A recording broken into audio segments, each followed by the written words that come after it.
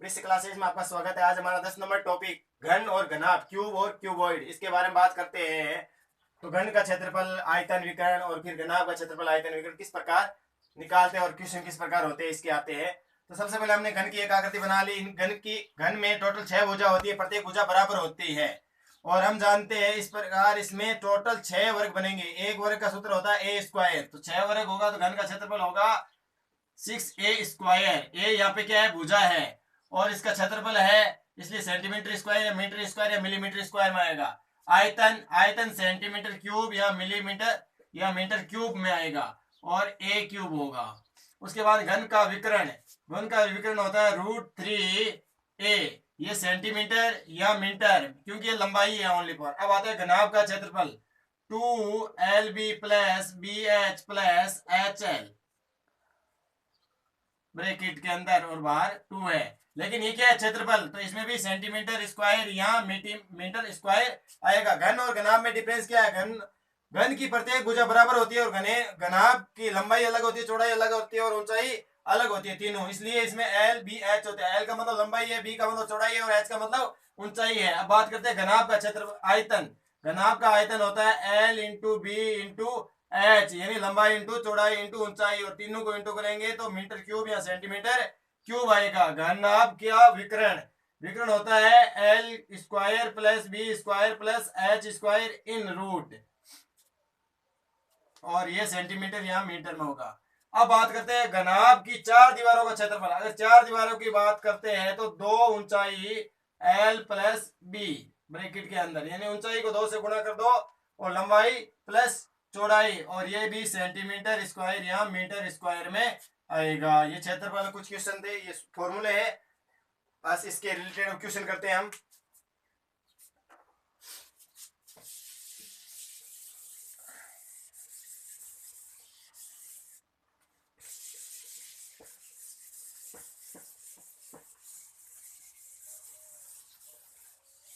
सबसे पहले क्वेश्चन है हमारे पास कि अगर 512 सेंटीमीटर क्यूब आयतन वाले घन की भुजा ज्ञात करो।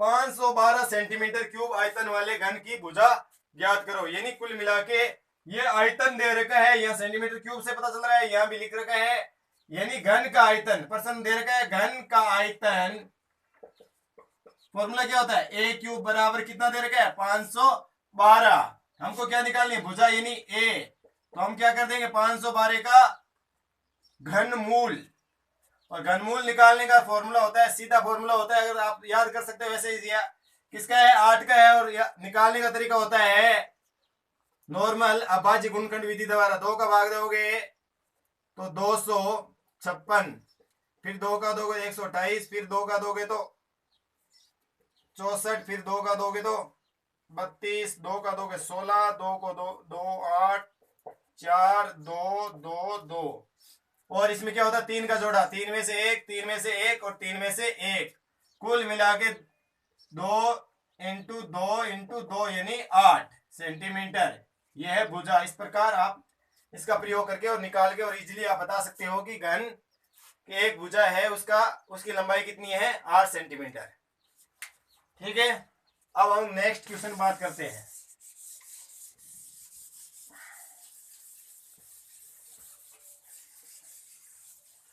एक क्वेश्चन है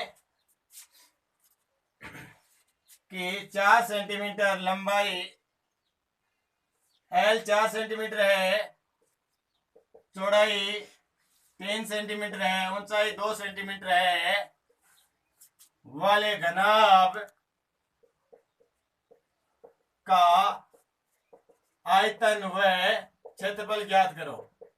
आयतन और क्षेत्रफल, घनाभ का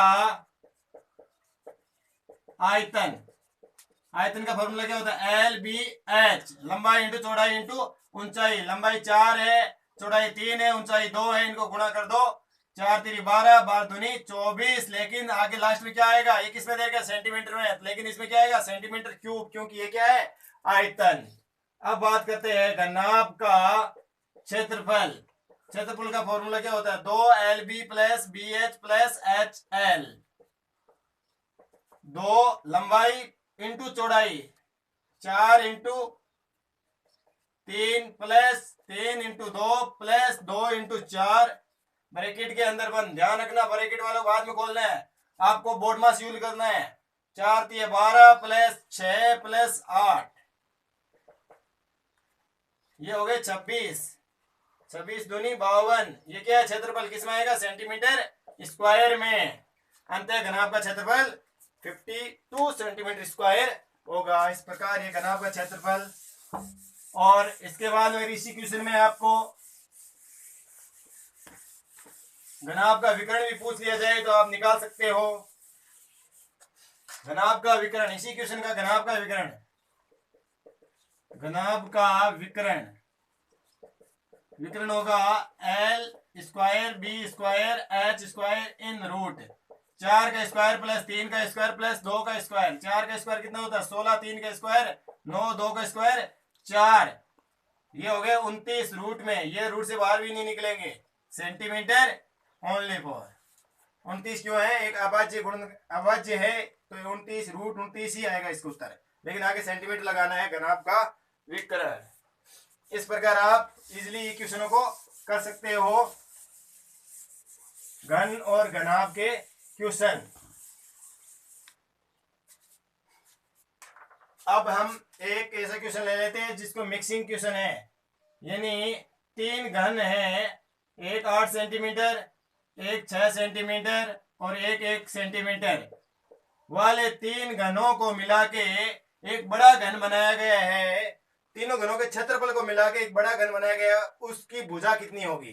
तो प्रश्न में दिया है क्षेत्रफलों से, क्षेत्रफल से। तो पहले का क्षेत्रफल कितना होगा? तो क्षेत्रफल का घन का क्षेत्रफल, पहले घन का क्षेत्रफल। घन का क्षेत्रफल का सूत्र क्या होता है? 6A square. 6 और A कितना है? 8 का स्क्वायर। इसी प्रकार दूसरा घन का क्षेत्रफल 6A स्क्वायर, 1 या 2 लगा दो, 6 इंटू 6 का स्क्वायर। और तीसरा घन का क्षेत्रफल 6A स्क्वायर, 6 इंटू 1 का स्क्वायर। 8 का स्क्वायर 64 हो जाएगा, 64 इंटू 6 हो जाएगा। 6 का स्क्वायर 36 हो जाएगा, 36 इंटू 6 हो जाएगा। 6 इंटू 1 का स्क्वायर 1 हो जाएगा, ये तो 6 ही रहेगा। और ये हो जाएगा आपका 6 18 और 3 21, 216, 24 6 36, 2 38। कुल सभी का क्षेत्रफल जोड़ दो। बड़े घन का क्षेत्रफल बराबर 1 2 3 घन का क्षेत्रफल, तीनों घनों का क्षेत्रफल जोड़ दो। 384 प्लस 216 प्लस 6, इनको जोड़ोगे तो 384 390 400 600 606, ये 606 हो जाएगा। घन का क्षेत्रफल आ गया। यहां से आपको भुजा निकालनी है तो बड़े घन के लिए आप लिख सकते हो 6A स्क्वायर, और यहां से A स्क्वायर बराबर हो जाएगा 606 बट्टे 6, 101 भाग दोगे तो 101। अब आपको भुजा निकालनी है तो इसका क्या लगा दो? रूट, और ये रूट से बाहर नहीं निकलेगा और भुजा आ जाएगी सेंटीमीटर में। इन तीनों का क्षेत्रफल जोड़ के और आप इस प्रकार भुजा बराबर रख के और निकाल सकते हो इजीली। Okay bye.